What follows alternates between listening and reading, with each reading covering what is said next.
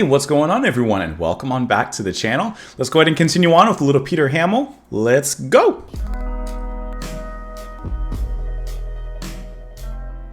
And so we are moving on to the second side of the album here. And we're going to start off with the Comet, the Chorus, and the Tail, of course, here.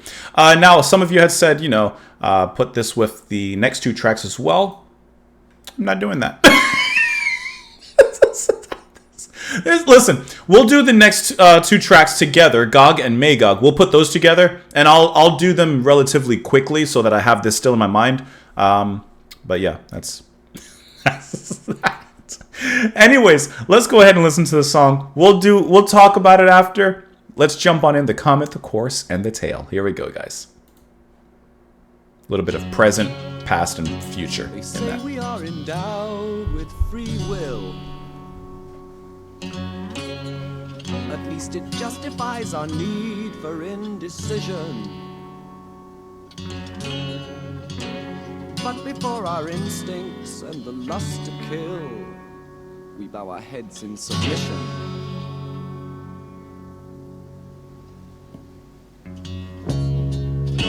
They say that no man is an island.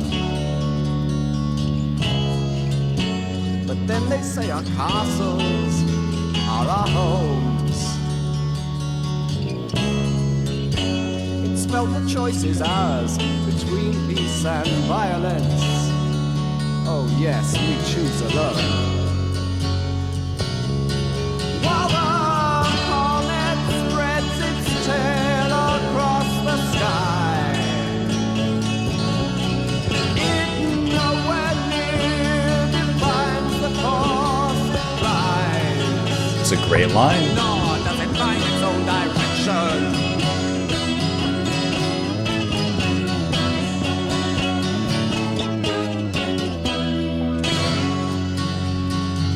I love all this swirling sounds of the guitar.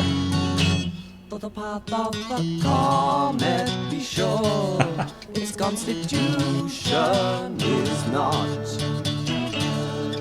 So its meaning is possibly more than the tracing of a tail in one reach shot at glory.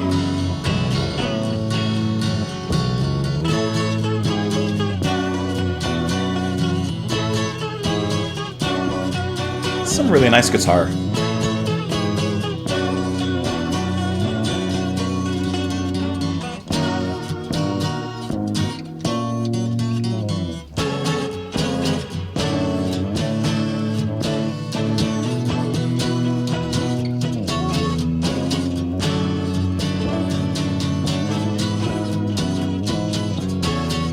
It has this almost wet wood kind of warped sound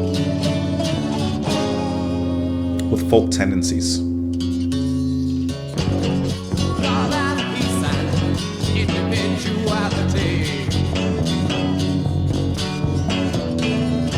So order and society are man-made. War and hate and dark depravity. Or are we slaves?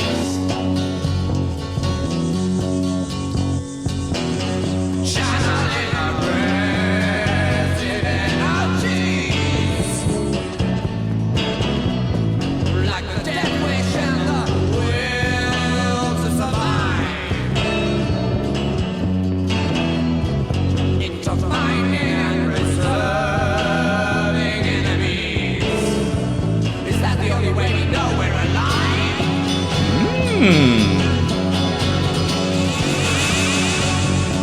That sounds like the Comet going.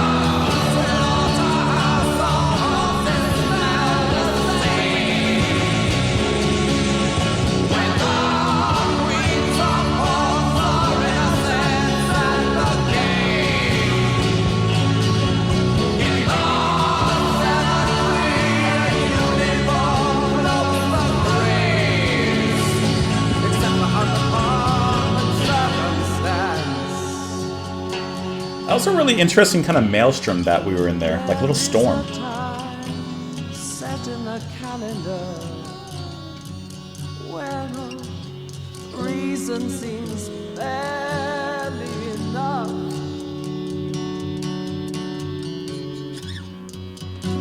to sustain all the shooting stars. Times are rough, and I'm waiting for something to happen here. It feels as though it's long overdue.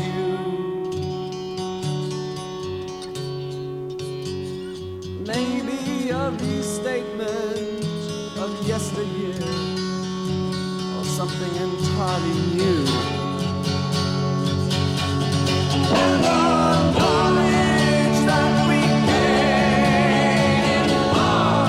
I like how heavy this is, but in a different way.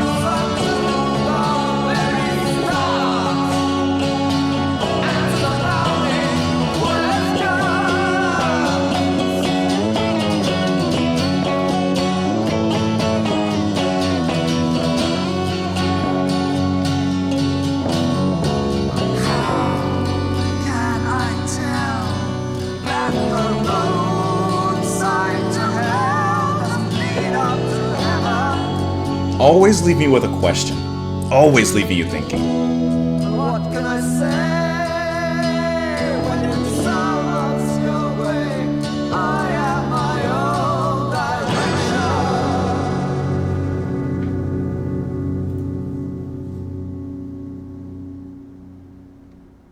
I mean, I'm going to say it every single time we listen to Peter Hammill. I love how he makes you think. I love how he always... He seems like a poet first, and a philosopher first, and then a musician second. Not that he's not a good musician, but you know what I mean? Like, it's just when it comes to his writing, it's just... It's truly unparalleled. I really feel like... I don't know, if Peter Hammill existed, like, in earlier times, 1800s, 1600s, let's go back even further, I feel like we would be talking about his writings to this day. Which just, you know, I just feel like he should be much more well-known in some respect. But regardless respect we will pay him here.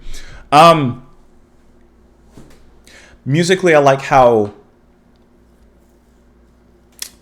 deceivingly gentle it is. I like how heavy it becomes, and not in a typical musical heavy way that perhaps we would expect. It's not like anything rock or metal like that. I would say, as a matter of fact, that this leans to me closer to like a folk kind of song. But it's a folk song that took a few psychoactives before. And it has this very psychoactive kind of sound to everything. Of course, courtesy of Hammill playing the guitar and the different effects that he's getting out of there. A lot of swirly kind of psychedelic effects. And the constant layering of these in different parts. The momentary jabs where he'll speak something very quickly outside of his usual singing. It kind of all becomes this storm that's just catapulted and hurled towards us. And then before you know it, the wind breaks, the storm goes away, and we're left kind of in the after winds of everything. And I think it's really incredible how he creates the music. Whether you like it or not, that's one thing. But I do find his approach to making music always very interesting to listen to. You know, results may vary, but I feel like usually it's obviously pretty strong. But I really want to spend time here looking at the lyrics. So let's, you know, that's nice, but let's get into this. They say we are endowed with free will. At least that justifies our need for indecision. Already throwing out a great line there. We have free will, but, you know, okay, that justifies our need for indecision. It's not that we're indecisive. We need indecisiveness. But between our instincts and our lust to kill, we bow our heads in submission. They say that no man is an island, but then they say our castles are our homes. It's felt the choice is ours between peace and violence. Oh yes, we choose. Alone. So let's take that question there. It's felt the choices are ours between peace and violence. So this whole song, I think the idea is coming down to choice. And, you know, human nature, the choice is ours between peace and violence. And of course, there's a wide spectrum in between there. But is it up to us to choose? While the comet spreads its tail across the sky, it nowhere near defines the course it flies. nor does it find its own direction. Though the path of the comet cannot be sure, though the path of the comet be sure, its constitution is not. So its meaning is possibly more than the tracing of a tail in one brief shot at glory. Of course, that brief shot as a comet goes across the sky, that's it. That's its moment of glory. But I love the idea of, while it's spreading its tail across the sky, its past, it doesn't define the course that it flies. It's just kind of going, right? It doesn't make its own direction, doesn't choose. It just goes. So, like he says, constitution, it is not. It doesn't have. Love and peace and individuality, so order and society are man-made. I like the question.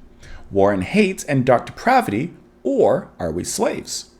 Channeling aggressive energies like the death wish and the will to survive into finding and preserving enemies, is that the only way we know we're alive?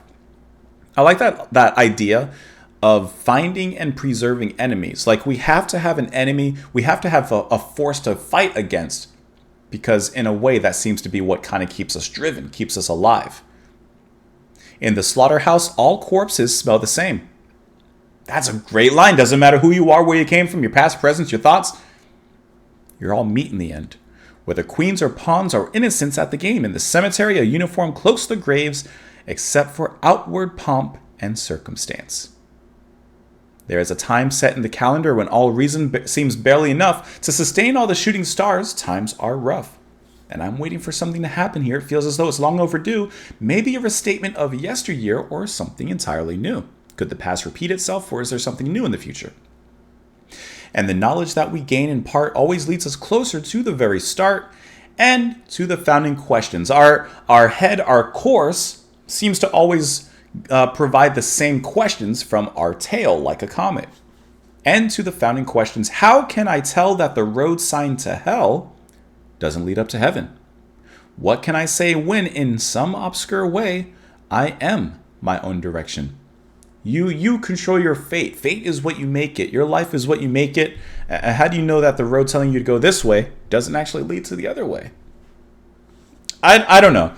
I'll be honest, going through this album, I like the music, obviously, but I'm super, super interested in the lyrics. Like, I just can't help it. But yeah, great track. Makes you think, of course, as always. Let me know what you guys thought of it in the comments down below. We'll be following up with Gog and Magog here in the near future. I'm going to record it soon, but it'll be kind of separated so that it's not like right after the other. But we will do it soon. So otherwise, hope you enjoyed the music. Come back tomorrow, and I will see you all later, guys. Bye.